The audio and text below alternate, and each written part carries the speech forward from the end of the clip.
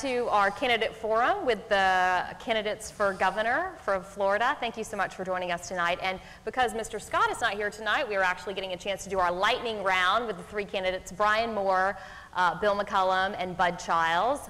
And gentlemen, you'll have 30 seconds for each question. All right, so I'm going to start with you, Mr. Moore. Do you believe women should be required to get an ultrasound before an abortion? No, I do not. I think it's a personal matter. Mr. McCollum? Yes, I do, and if I'd been governor, I would sign the bill that Governor Chris vetoed. Not only that bill also contained the Hyde Amendment that prohibited federal or state funding for abortion, and I think that needs to be implemented, especially after federal law was passed that did not contain the provision I voted on many times in Congress. All right, Bud Childs? No, I abhor abortion. I think all Floridians do, but from the time that I was old enough to have a voice in politics, have felt that it was not an issue for the government to weigh in. It's an issue for pastors and families and to decide. So, no. Okay. Mr. Moore, do you support Florida's ban on same-sex marriage? No. I support same-sex marriage. I support gay marriage. Not just legal union, but actual formal marriage. Okay, Mr. McCollum? I do support Florida's ban on that. I believe marriage should be between a man and a woman.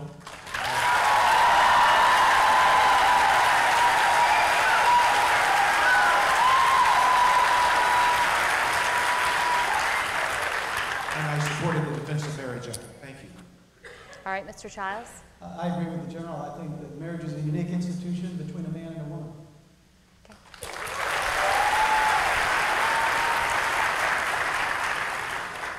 Mr. Moore, do you support a ban on same-sex adoptions? No. I support the right of same sexes to adopt children. Okay. Mr. McCollum? I do not favor same-sex adoption. I do not favor gay adoption. I have opposed it. I am supporting currently upholding the state law that bans that right now in the state of Florida in the courts.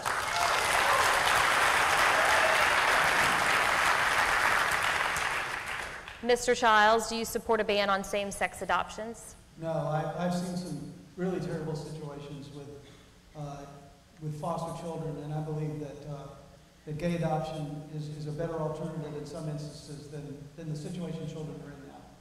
Okay. All right, Mr. Moore, do you support a ban on offshore drilling? Definitely. A permanent moratorium, a permanent ban on all offshore drilling on all three bodies of water surrounding Florida. Okay. Mr. McCollum? Well, I have consistently opposed any drilling near shore to Florida. This 3 to 10 mile proposal, which is really the only waters of Florida that we have any control over as a state, we need to ban that. We should never do that. I think the blowout that went out with BP shows how clearly I've been right about that for all these years. But when you go further out, if you go out way out the Gulf where this explosion occurred, this underwater debacle occurred, it's beyond the lines that Senators Nelson and Martinez drew that I believe we need to resume drilling as soon as we think it's safe, and I think it probably is now. Governor Jindal's right. I do not favor a long extended moratorium in the Gulf because it's a national security issue, but it's got to be way out. It can't be close to shore because we've got beaches, we've got travel and tourism to worry about. We've already seen the devastation to this state, even when oil didn't come here. And as governor, I'm going to have to work hard to promote tourism again, to get people coming back here because of what happened just recently. So I'm very much opposed to nearshore drilling and would veto any proposal suggesting that. Okay. Mr. Childs, do you support a ban on offshore drilling? Yes, I'm against drilling, period. We have a $65 billion tourist economy. Louisiana has a $60 billion oil economy. The two don't mix. We need to get serious about moving forward with alternative fuels and clean energy, and this is the greatest example for that. This problem didn't start when the oil started coming out of the water. It started with lax regulation, with too much money in the system from oil companies, and we can't afford to let that happen. We've got to make sure that there are standards that protect our way of life. All right, top 2 priorities. If you were to become governor tomorrow or whenever, what are your first 2 things you would do in office? Mr. Moore? I would declare a moratorium on capital punishment, and I would declare a moratorium on offshore drilling. Okay. Mr. McCollum? Well, the first thing I would do would implement as fast as I could, the jobs plan I described to you earlier to create over 500,000 new jobs during these next 6 years by first cutting the capital gain tax from 5.5% to 4.5%, making other changes in that tax law, reducing the regulatory burden on small businesses, improving our education system, having a limit on lawsuits that we need to enact because we have way too much expense in that and are not competing when we want to lure businesses here. We're not competing well with Texas and Mississippi. And on education, I'm really proud Governor Jeb Bush has endorsed me. I'm proud of what he's done to lay the foundation, but in education, we need more than simply his accountability. We need to have a new bill that I'll propose right away. That bill will have merit pay in it. It will have a phase out of tenure. It will have more choice.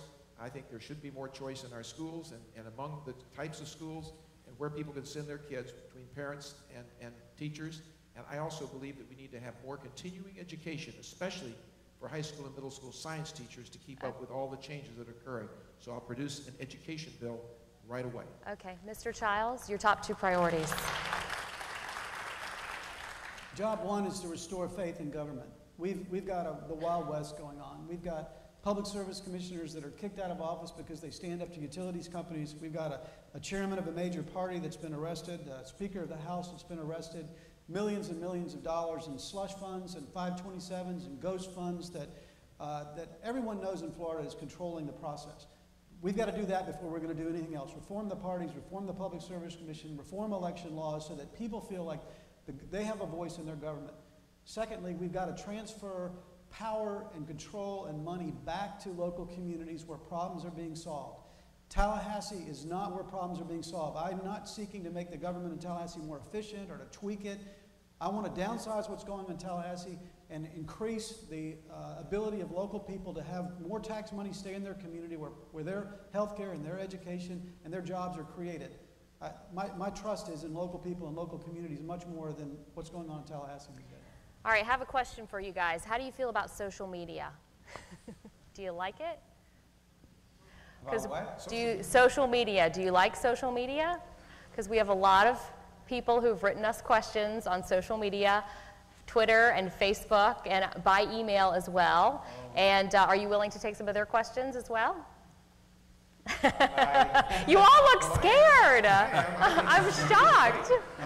We Twitter and tweet, I do, and we have a Facebook page, and I love social media. But counsel, do you know the difference between Twitter and tweeting? Well, of course. Can you define that in a minute? We can define that in law if you like. The important thing is that we do it. All right, well, we're going to have some of those questions. Yes, Mr. Moore, well, I quickly. Think the personal factor, the interaction of human beings is very important. It's true. And I think we've lost a lot by, I certainly support, futuristic electronic gadgets, but... Well, you're still going to answer some of the questions. Coming up. Stay with us for that when we come right back here on Vote 2010, the race for governor. We'll be right back. Welcome back to the Church of All Nations here in Boca Raton and our lively discussion with the candidates for governor tonight. I'm Suzanne Boyd from CBS 12 and my co-moderator, Pastor Mark Boykin. Thank you so much for joining us tonight, and the Christian Family Coalition for sponsoring this event. Also, Brian Moore, Bill McCullum, and Bud Childs, thank you for showing up tonight. We really appreciate it. And Remember, the primary election is August 24th. The early voting begins this Monday, and we are going to be streaming live the rest of this lively discussion on CBS12.com.